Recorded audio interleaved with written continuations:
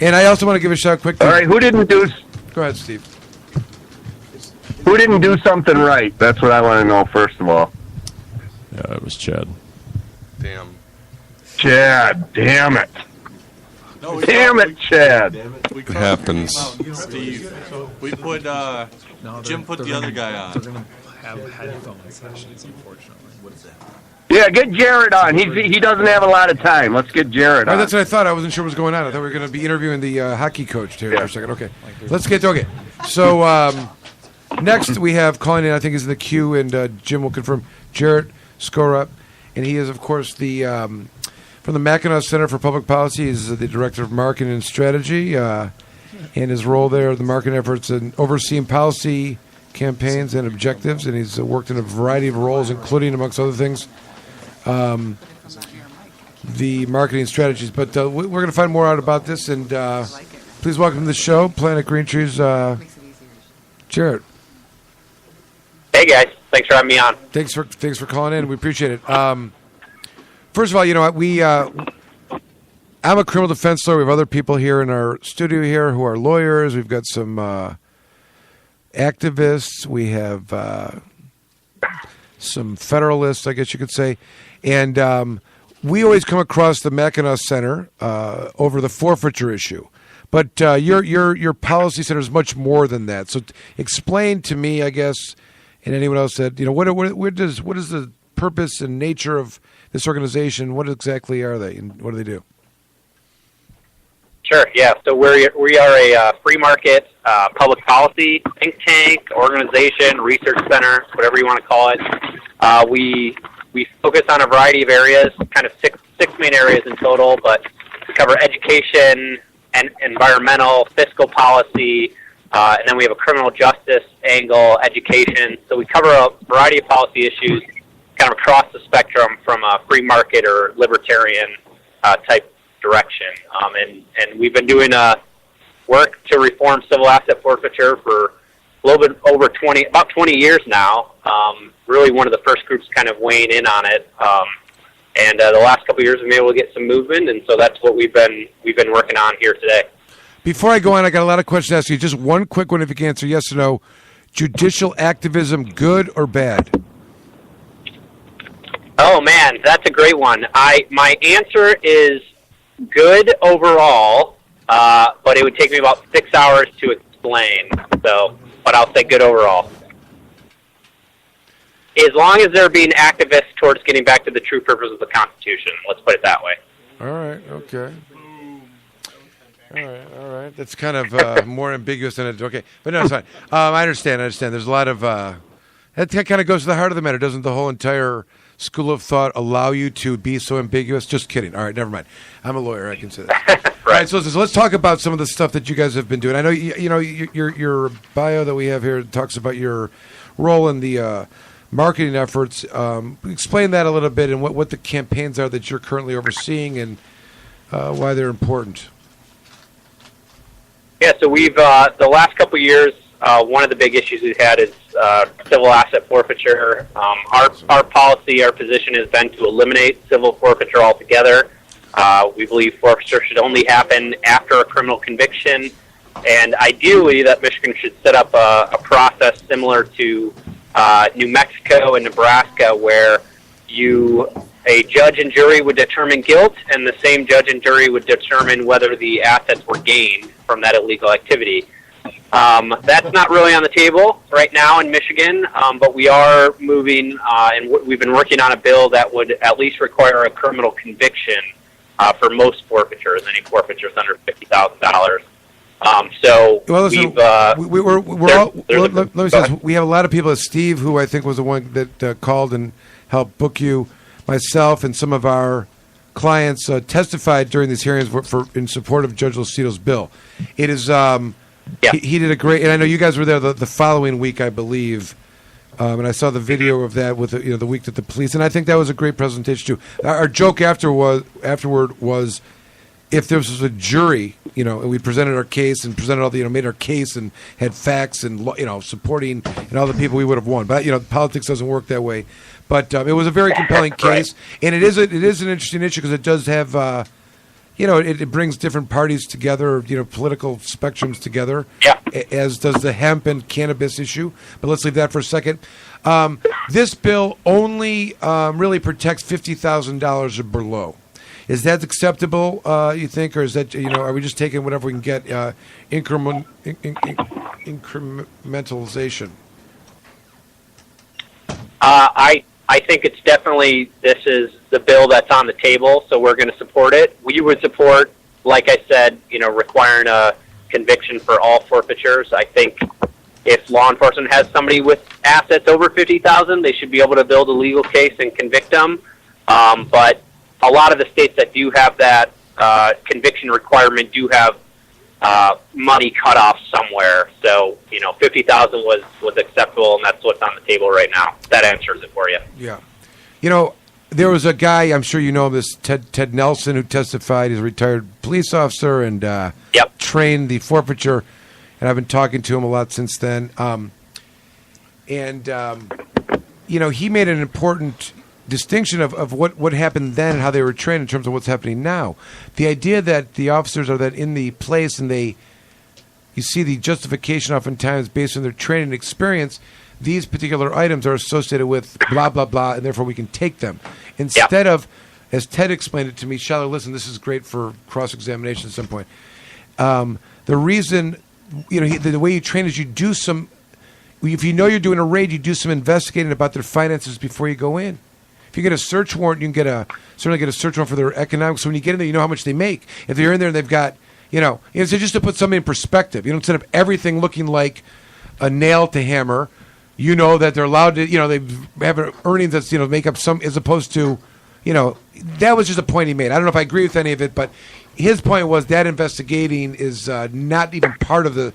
And it is part of it should be part of their training, and it's not. It leaves way too much discretion to the police officers acting in that moment. Let me ask you this. This is something that's really troubling, and I think it's the undercurrent, and I think it's the big elephant in the room that no one wants to talk about, and I think they had the same problem in New Mexico, which is once the state law outlawed forfeiture entirely, the cities started enacting forfeiture laws because they were broke and they didn't have any money.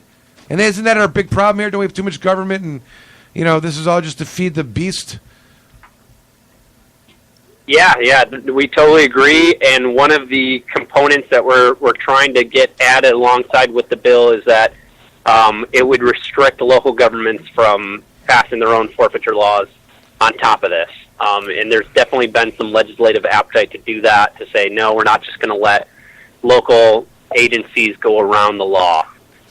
So, yes, that was a big problem in New Mexico, and we're trying to prevent it from being one here in Michigan, provided that we can hopefully require a conviction, at least for most of these forfeiture cases.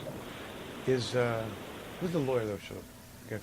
The Institute from Minnesota that often is... the Institute for Justice. Yep. His presentation, he always tries to normalize the legislation, and he does a good job at it, and I'm sure you guys took the same position. You were mentioning that, these other states, but I think the regionally, there's other states that have taken on this, passed laws similarly. Am I right about that? Anyone want to comment? Anyone know? Wait, I'm sorry, Jared. Who showed up from IJ? Lee McGrath from the Institute for Justice. Yeah. Okay. Lee was there. He's looking for actually an emblematic case. We could talk about that too. But what are the other states that have adopted this? I know you mentioned New Mexico. I thought they're I don't know. It's not some in the Midwest region have, but maybe I could be wrong. Anyways. Yeah. All right. So what is Minnesota and Illinois both require a conviction in the Midwest. Right. And does it make a difference now? I mean, do they report substantially less in terms of proceeds? I'm curious of those statistics. They do less. There still is ways that they've been gaming it, which is one of our points. So when you have, for a lot of them have components in the bills where they say if somebody abandons property, for example, it can still be forfeited, and so there becomes pressure from law enforcement to do these roadside negotiations, pressure people to abandon their property, and so there's some things you have to do to limit that. So basically, leave it on the side of the road. and then there's no problem. Let me ask you this. Actually, in Kansas, the state of Kansas has a form. And that's how we saw. I'm sorry. Go ahead. Never mind. All right. Thank you. No, please go ahead. Go ahead. The state of Kansas said as a form. Yeah. So the state of Kansas actually has a form that is filled out that people sign to say I'm abandoning this property, and law enforcement will go and use it for people. So there's there are some ways that law enforcement will try to get around it. I always say I think the best thing that states can do is to send the money back to the state general fund, because that solves even if you don't have the conviction requirement, that solves a lot of the issues. Are any states doing that? I was going to ask. Yeah. Are any states doing that right now? Did we lose them? Are any states doing that? The state of Maine. Can you hear me? Yeah, the state of Maine has had that for a long time, and they do very few forfeitures. That's why. And the state of North Carolina. They don't care. If they're not getting it, no, they don't care as much. It becomes less. It becomes less significant, right? So let's walk this thing through. Right. You've got a state of Michigan police budget of whatever $100 million and what is it? No, whatever the state budget is, and then they use 40% of it to test, 40 to 50% to test marijuana, and then on top of it, since 2012, it's 25 million, 20 million, and 15 million. Those are statistics coming up to 2017. Let's say you actually eliminated that. Let's say that money went to another, roads or school or whatever. What happens to the police? Are they going to be helpless? Is that? Do we need that? Do we need that many of them? I mean, I know this is an existential conversation. I know you agree with me, but walk this thing through for me. How this argument is made. Because you have to dispel the belief of fear to a certain extent. You got to dispel or people should be responsible enough to not have to rely on the police or something, and they shouldn't anyways. Yeah. I mean, walk me through this philosophically or politically, like how this plays out if you're actually, smaller government, less police, and how do we walk it back from where we are right now, from this military state that we're,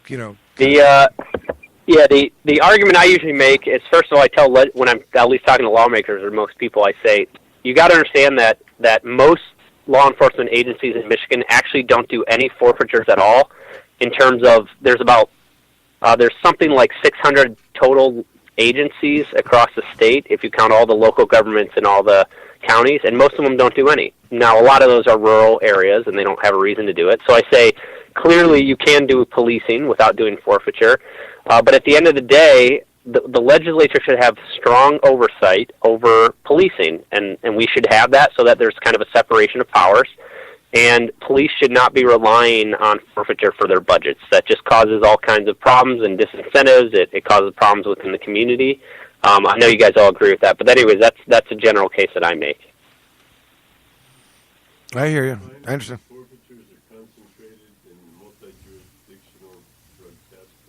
I don't know if you heard at the beginning of it. Do you find that they're concentrated in, you said like it's not all of the jurisdictions, it's drug task forces, obviously. Yeah, they're concentrated in areas that team up with drug task force. Vast majority of forfeitures are in Wayne County, Oakland County, certain municipalities in Oakland County. There's a good chunk in Flint and Saginaw. And then there's a little bit on the west side. There's actually not too many in Grand Rapids. For Grand Rapids being the second largest city, they actually don't do too many. But yeah, they're Wayne County, at least for a long time, some of their forfeiture programs have been actually thrown out by judicial rulings. But that was predominantly where they were. And they still do rely on that quite a bit. Oh yeah, for sure. Anyways, what do you think the future of this is? I mean, is it? Isn't it, because I think, I've become aware, and I'm sure from a policy standpoint and a talking points person, we're not talking bad about the police. I'm not trying to do that. I'm a criminal defense lawyer. We may argue about stuff in court, but I realize how tough the job is and, dangerous and it's tough out there. I don't know if someone say like, it must be awful being a police officer. I can only imagine, a lot of courage to even think about doing that. Yeah, but a lot of that is because of the circumstances of how police officers are kind of seen, culturally now. I think it's kind of changed than it was in the past. A lot of them know that going in, and it's kind of it's not, it's hard. I can only imagine how hard it is to kind of contribute Not to as much the cop on the